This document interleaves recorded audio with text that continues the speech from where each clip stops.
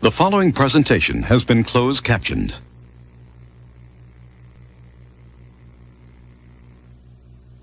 The following program has been selected for our mature viewers. Parental discretion is advised.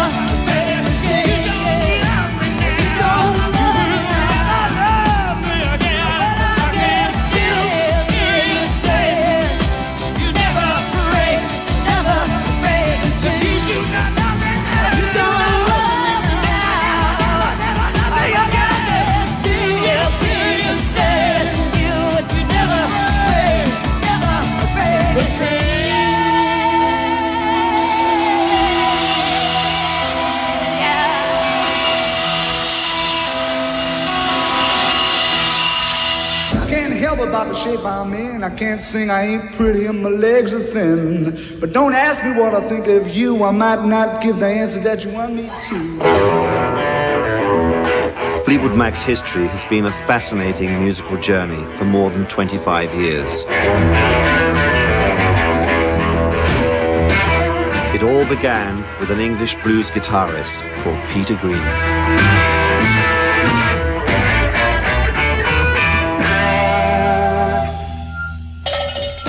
Peter formed Fleetwood Mac and called the band Fleetwood Mac, which is my name, John McVie's name, abbreviation of his name, was that he wanted to avoid being this consummate frontman. And it rings like a bell through the night. Wouldn't you love to love her? She was alive like a bird and flies.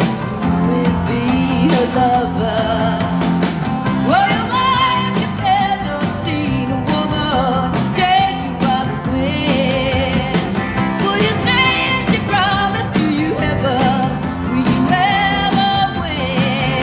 When you tour, when you do a big tour to promote an album, there's no way that you can ever really know whether or not that will be the last tour or not.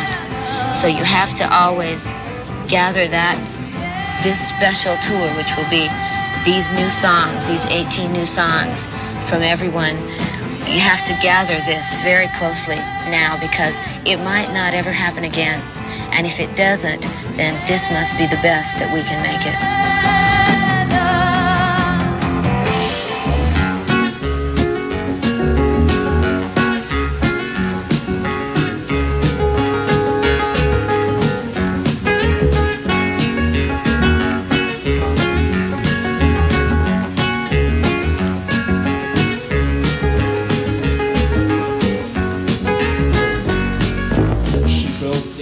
If I had to choose the one contribution to that group that I would consider my most important, it wouldn't be as guitarist or a singer or writer. It would be as someone who could take raw material and fashion it into a sound. I've never gone back again.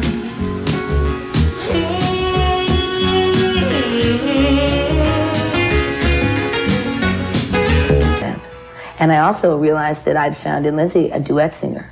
And also I'd found an incredible guitar player, you know, who could play anything and who could sit and play you any song, you know. Lindsay and I lived in an apartment on Fairfax and Orange Grove. It's in Los Angeles, right? From Candors, they're from Candors. And I guess Mick Fleetwood just went out to a studio in Los Angeles that's out in the valley that's called Sound City. Where I met Keith Olsen and introduced myself. He said, "This is the studio." Oh, and this, very lackadaisical, and this is something that I made in this studio, so at least you can hear what the room sounds like. And it was the Buckingham Nicks album, with Stevie and Lindsay. So Keith put on Frozen Love, you know, which is the dun, dun, dun, dun, dun, dun. And what did Fleetwood Mac need? They needed a guitar player. And in Frozen Love, Lindsay does an incredible job of he plays, that's a live thing all the way through, straight. And Mick Fleetwood said, "Here's Peter Green."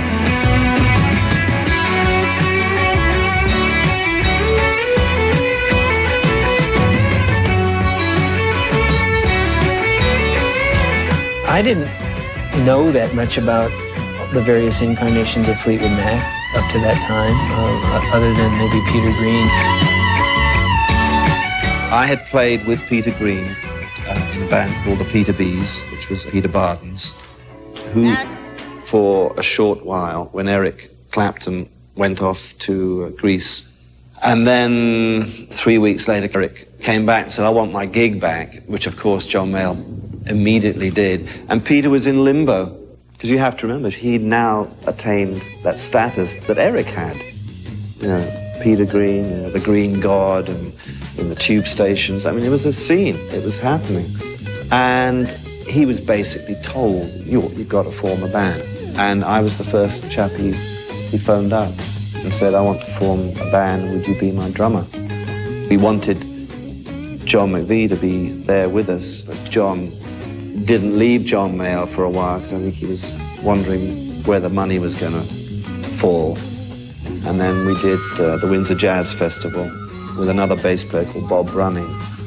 What transpired later, I think John Mayall started to do a bit of improvising, slightly jazzy, and John said, "I can't handle this, I'm in," you know, and phoned us up actually at a gig in London.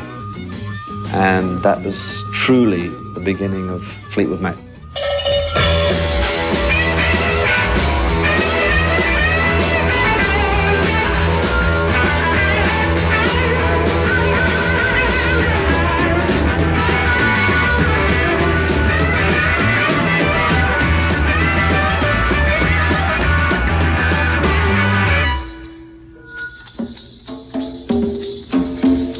Now when I talk to God, I know he'd understand. He said, "Stick by me and I'll be your guiding hand. But don't ask me what I think of you. I might not give the answer that you want me to."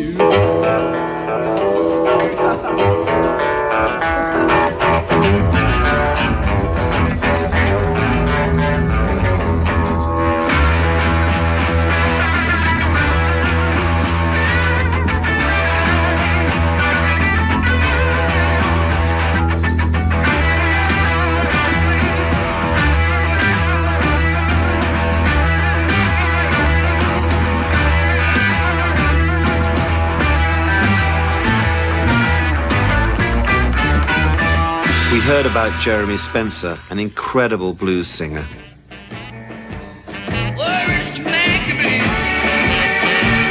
He loved singing Elmore James songs. Jeremy's earthy approach added to what Peter, John and myself were about, and we asked him to join the band. The last member to join this band was Danny Cohen. He was a kid off the street and a protege of Peter Green's. This incarnation of Fleetwood Mac was to go on and record a lot of classic songs in a relatively short amount of time.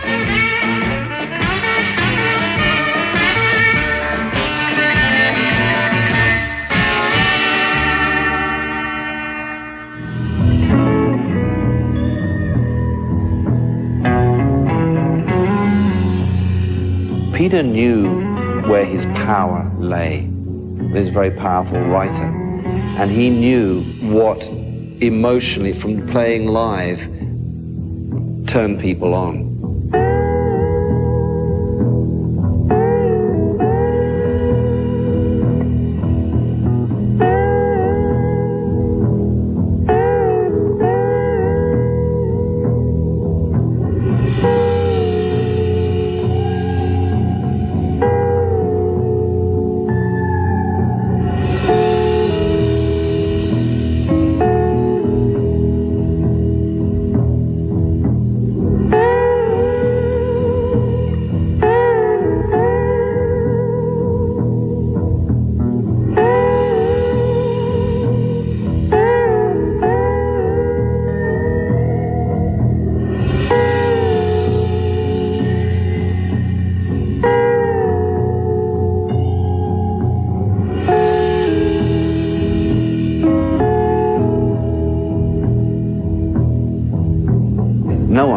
what he did, and you have to be sensitive.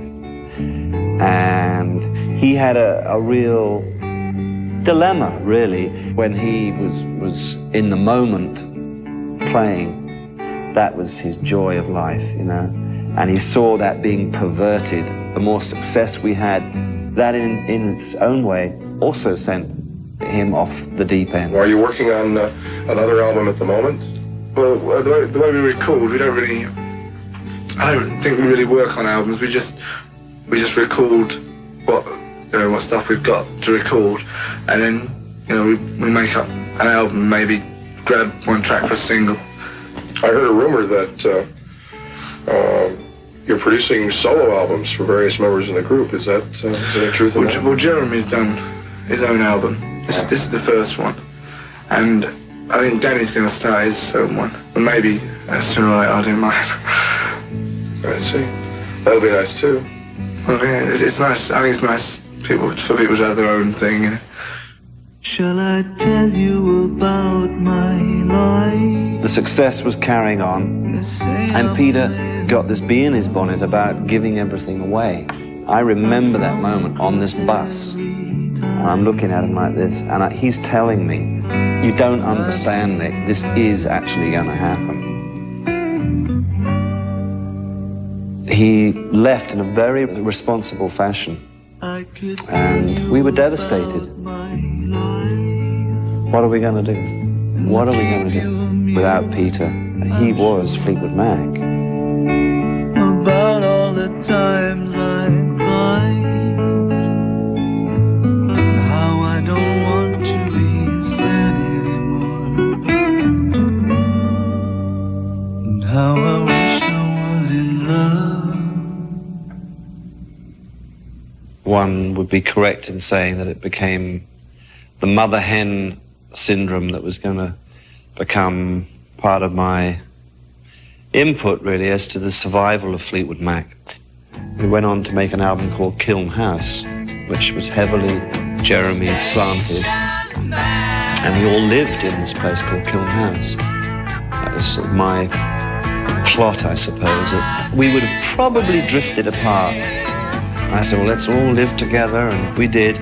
I went to art college when I was 16. I specialised in sculpture. And I went to live in London, and I ended up joining a band called Chicken Shack. And we used to sort of bop up and down the freeways in England, and I paid my dues.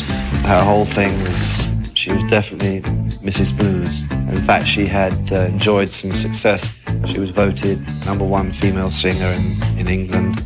She had a huge hit with I'd Rather Go Blind, the Etta James song. I would rather go blind, boy.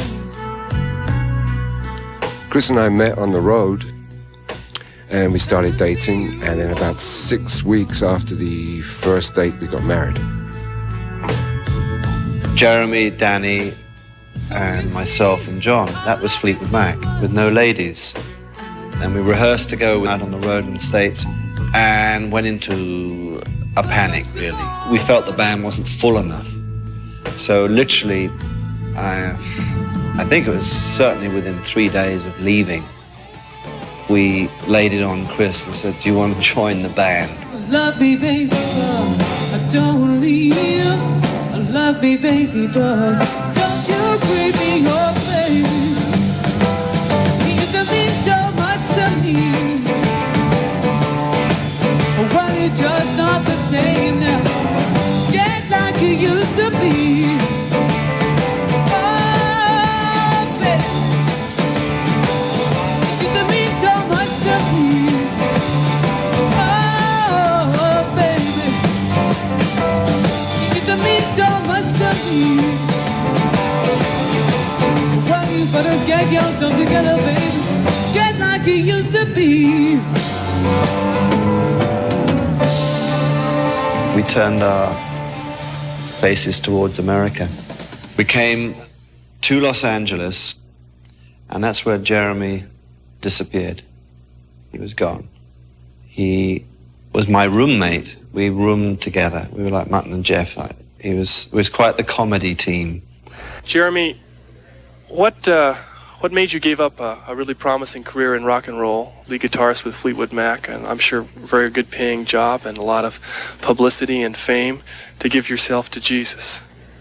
Well, for all those reasons you said, publicity, fame, and money and whatever. We went guitar hunting and enlisted the talents of Bob. The thing was is that they needed a guitar player bad enough to... Somewhere in the making of the first Fleetwood Mac album that I was involved with, there was a really strong sense that something special was going on. I was awfully young when I wrote So Afraid. That's a great example of what Fleetwood Mac was in the studio versus on stage, because we got it to the stage and it turned into a pit bull.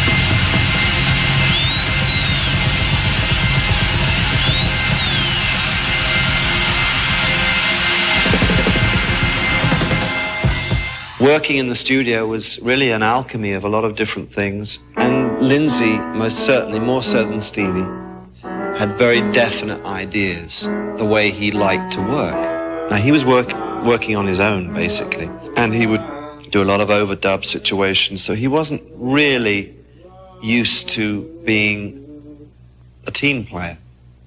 John, Christine, and myself, which basically we felt and breathed very much along the same lines musically. It was an unspoken word that we knew how to, we'd worked together on a lot of projects, so we knew what to do and how to do it. Even in those first sessions, it became apparent. And that's what actually rubbed John the wrong way, because Lindsay was going, well, we've got to do this, we've got to put the bass drum here, and we'll put the bass. And John said, hang on a sec, Vince, look, I'll play it as I feel it. If you don't like it, if you don't like it, then... No. Just there to play bass. I'm not there to strut my stuff, as it were, which is very hard to do when you're doing a bass line.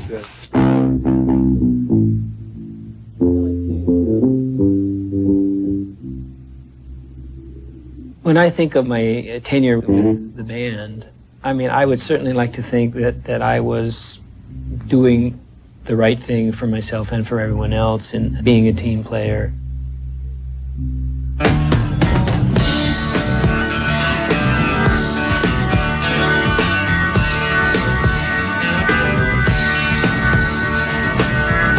You can take me to paradise. Then again, you could be cold as ice. I'm over my head, over my head, and the world feels nice. You can take me anytime you like. I'll be around if you think you might. I love you, baby. Over my head, and hold me tight.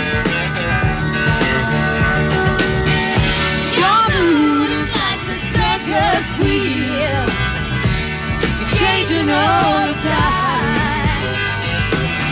Sometimes I can't help but feel wasting all of my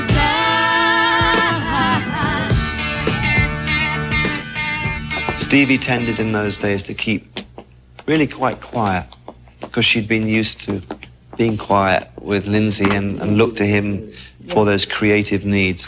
Fleetwood Mac only took 3 minutes from beginning to end.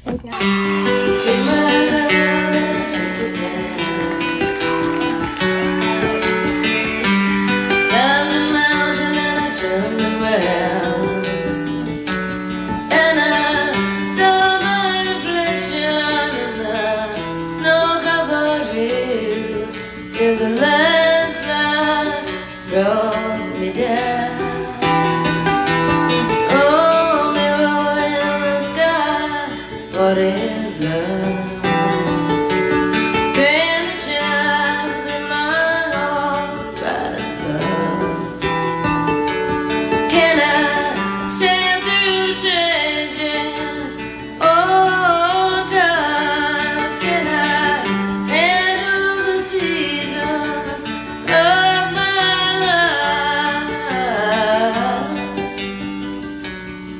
I don't know.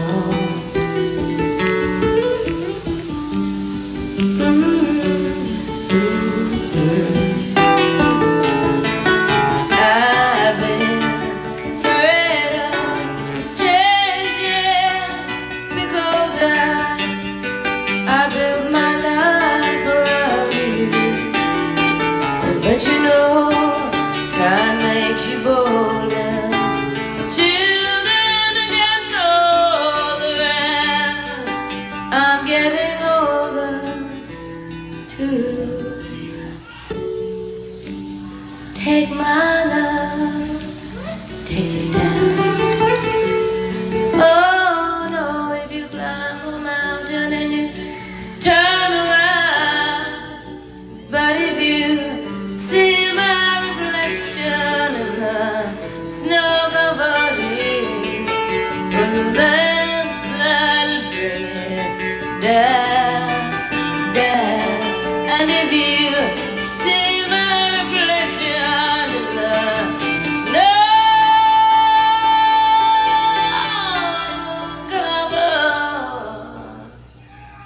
hills,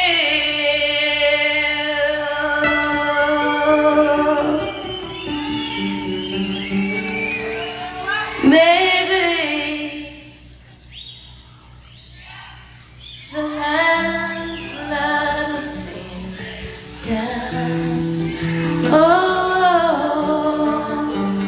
bring it, bring it, bring it down.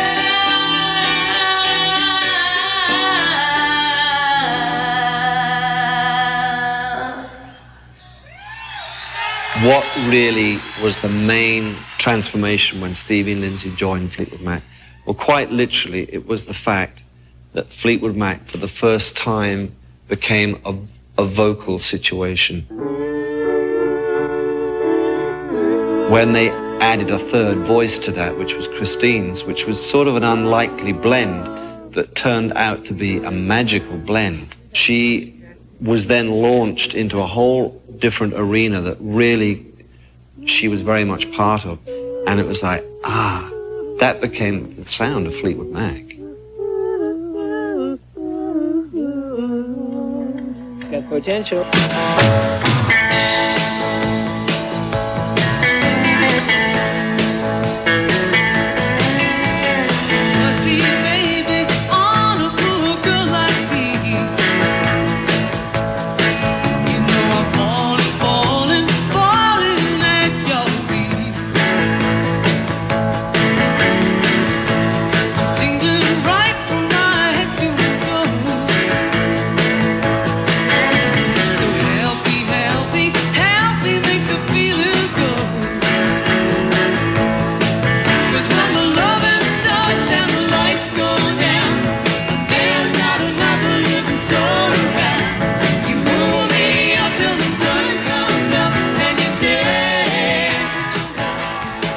Say You Love Me is a typical classic Christine McVie song.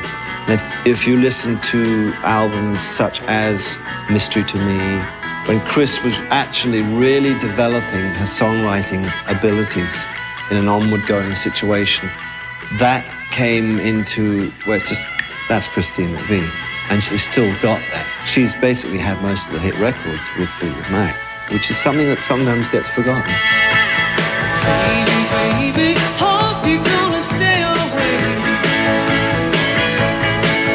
I'm getting weaker, weaker every day.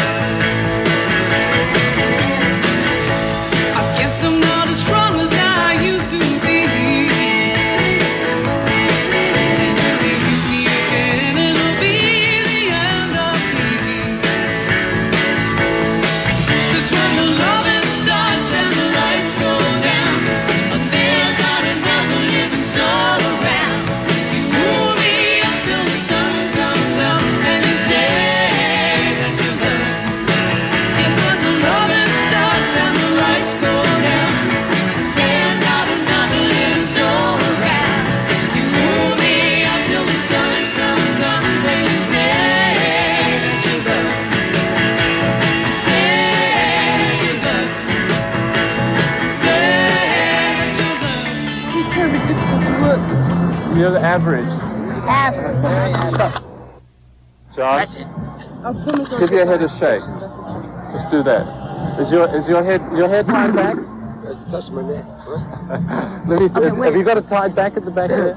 What does it look like down? Is this coming out? You got to hold on to each other a little more somehow.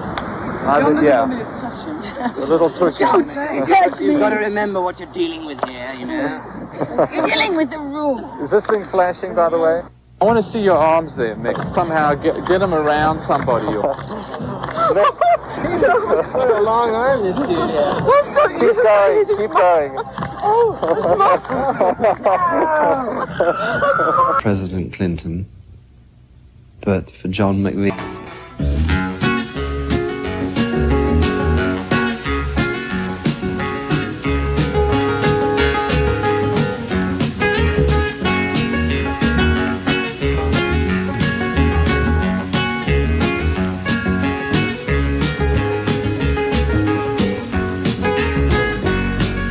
She broke down, let me in.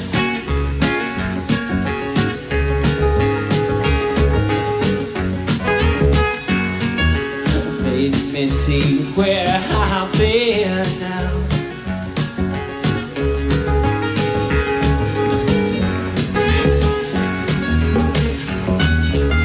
I've been down one time, I've been down two times.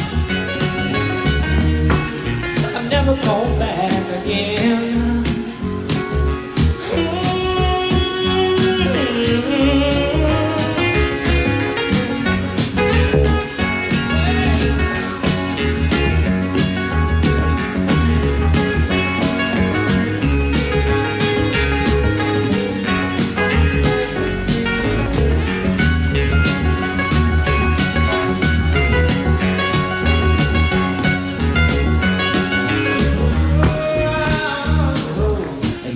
know what it means to win. Oh no.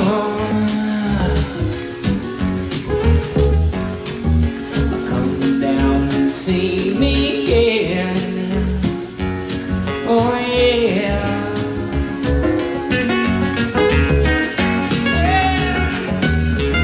I've been down one time, I've been down two times.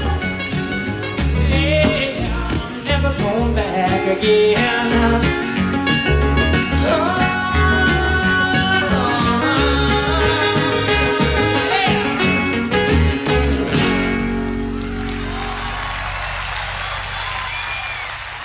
You get a reaction to that energy. You got 50,000 people putting out nothing but wanting you to do good. And so you got to absorb that, and it comes back.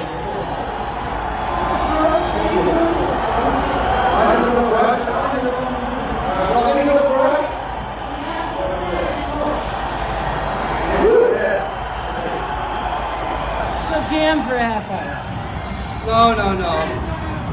We'll look great. First look great. Let's go. Come on. Look right.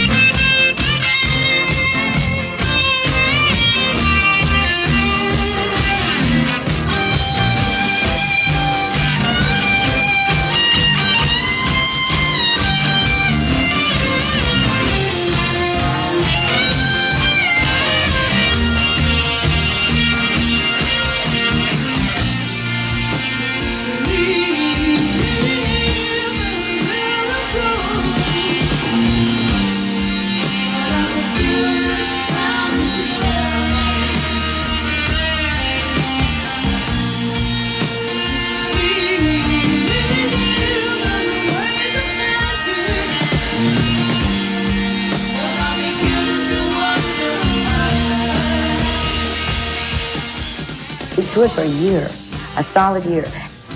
And this is solid, this is no break.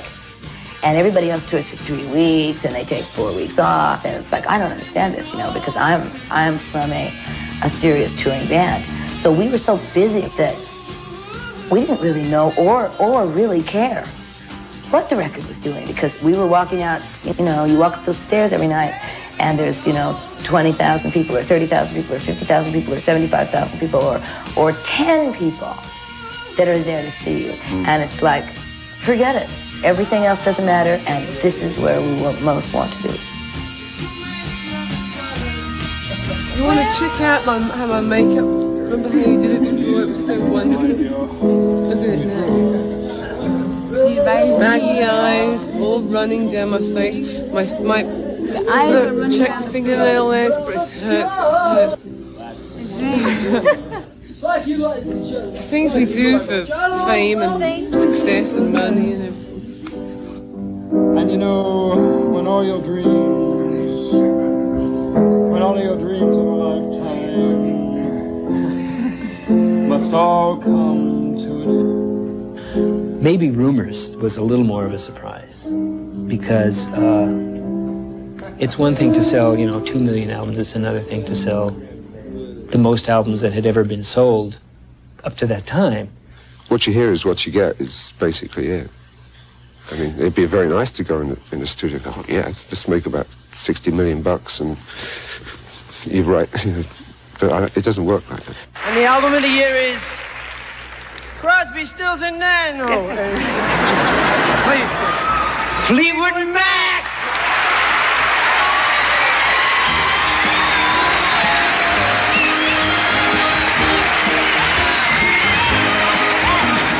It was wonderful when we were up for the Grammys. I think we ended up getting 7 of them, 7 pieces of something, 7 Grammys for engineering and production and so forth. It was fantastic.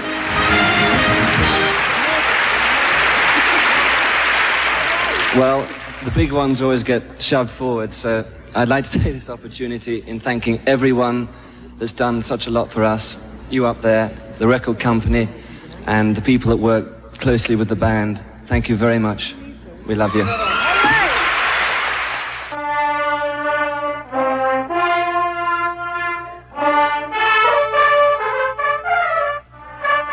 By the time we got round to starting Tusk, it was a fair little break. I mean, we had enough time to build the studio, to make the album in.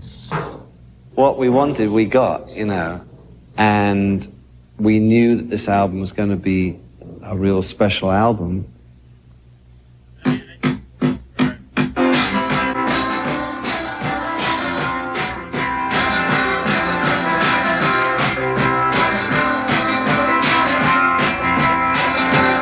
Where do you go from there? Do you try to make rumors too, which the machinery would dictate that you do? And even if you do try, will you be able to? Probably not. That was a moment. So why try? Lindsay was very much of the mind that he wanted to explore. Lindsay wanted to explore some different ways of creating.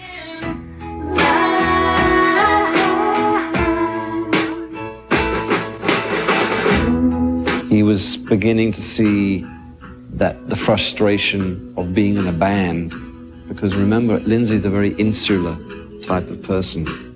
He's more leaning towards that.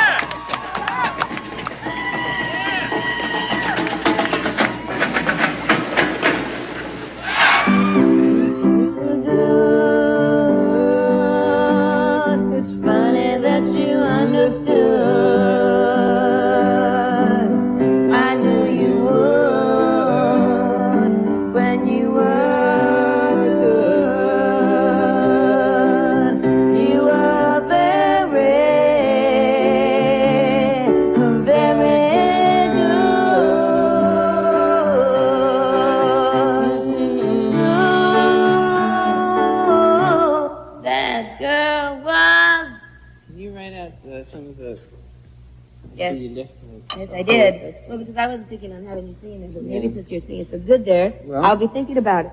The one thing is that you want to do the ooh parts too, and it's too much. Yes, in a word. Okay, here we go. Evelyn. My dream.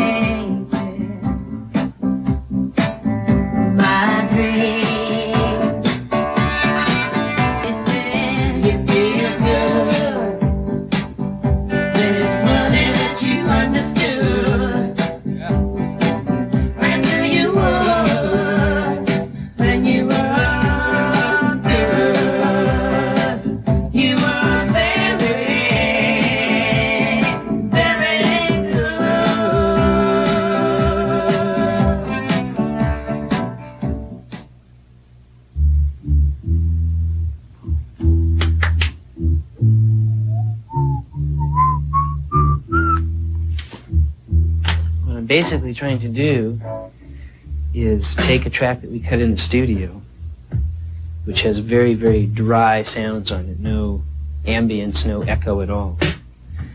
And selectively, say, take the snare drums and the vocals, run them through these speakers, mic the bathroom, which is right across the hall, which has an amazing sound. I mean, 1927 bathrooms, believe me, are rock and roll all the way. And mic what's being recorded in there and record it back on some empty tracks so that the whole song takes on a much more atmospheric sort of feel to it. So we built an echo chamber that was made out of all this tile. You know, it's still there. So we were so happy to be where we were. And it was also a perfect match for Lindsay, because he would come from home and transpose stuff he'd been working on at home into a studio format. And you really see Lindsay absolutely at the peak of his creative smarts with Fleetwood Mac, making the Tusk album. In the end, you feel like, you know, Lindsay's growing out of your right arm and mixed, you know, you feel like extensions of each other. It's like you just can't break loose from each other. You have to do that. You don't get to lead a normal existence. You end up just basically sleeping and living in a dugout, i.e. a studio. You know, the piano, because of the VSO, is giving off very strange harmonics. Yeah, I was hearing that too. But... You know what I mean? I can't quite figure out what I'm just... Yeah? Good. It's poesy there then, huh?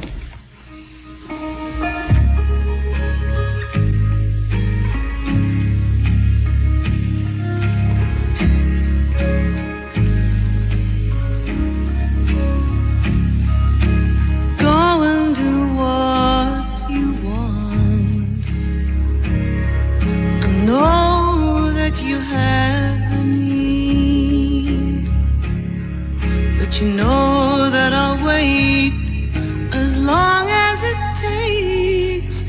You'll never make me, you'll never make me, you'll never make me cry.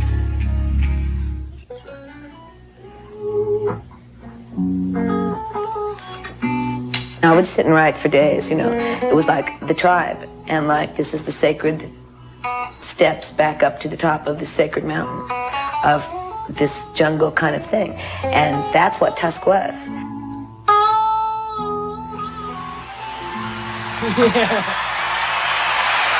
A private thing that happened that was heartfelt for both of us there for a while.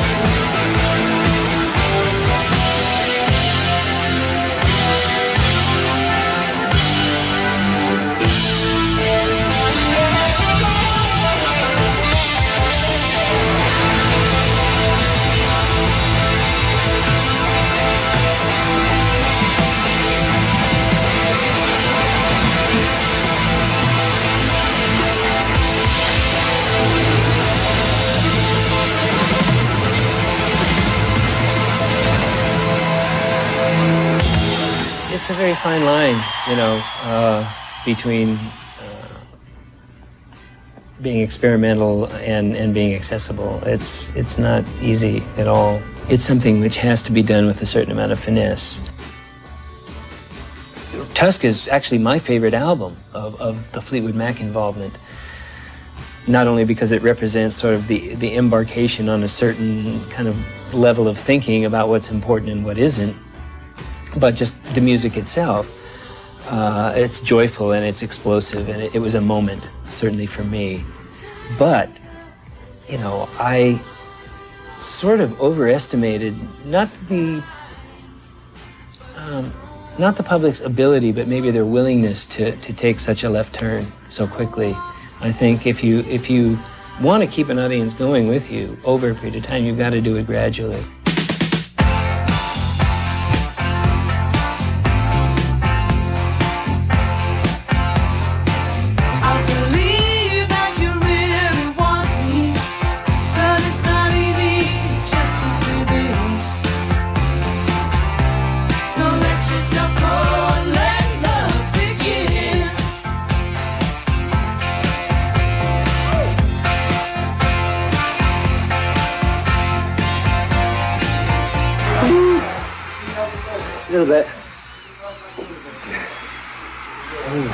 And we finished the Tusk album and then a very lengthy tour, a world tour, never seemed to end.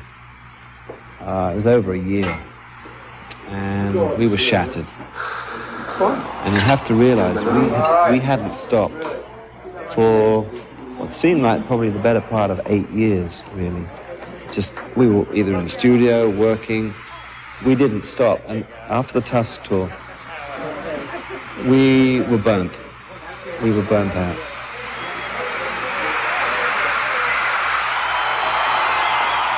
By the time we got to Mirage, in my mind, we were already sort of cut loose from the essence of what we were about, and were sort of. I felt like I was sort of adrift a little bit.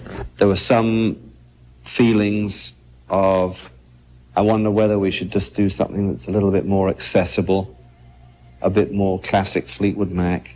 And the Gypsy, the classic, not only a classic video, but it's really a classic Stevie song.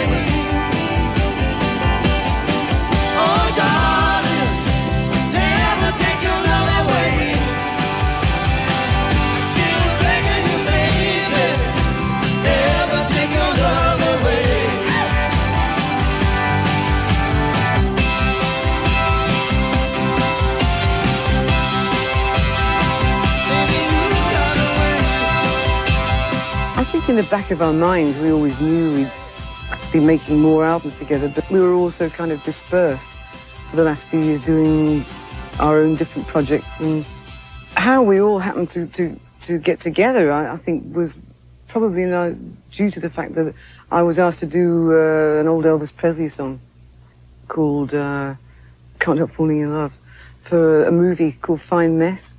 And I called Lindsay and asked her if he'd like to produce it. And from then on, I think we just sort of started easing into writing some stuff, and Lindsay would come to my house once or twice and we'd work together. And that's sort of how it really started. And then we got serious about, shall we actually make a record, you know?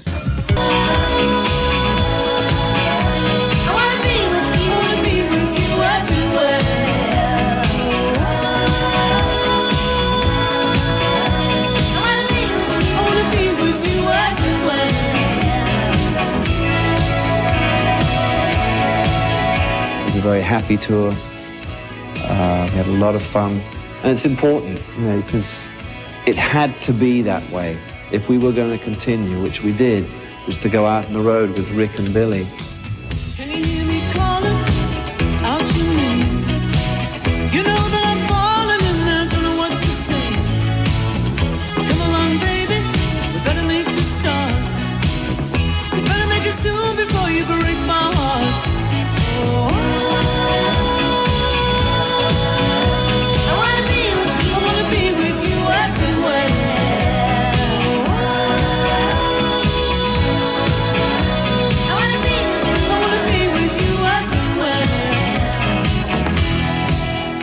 Tango in the Night was a great success, and we then said, all right, let's go on, we're going to make another album.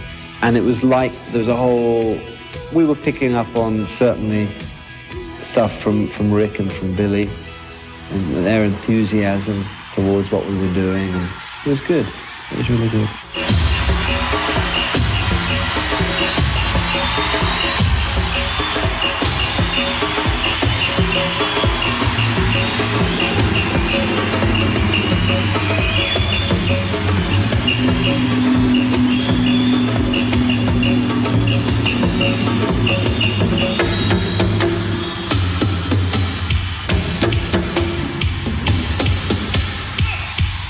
It is raining. Shoot us to get rid of us. We're going on. There's a whole new chapter of Fleetwood Mac ahead. I think it's exciting, and never say die. There'll be no more crying for you. The sun will be shining, 'cause I feel that when I'm with you, it's alright. I know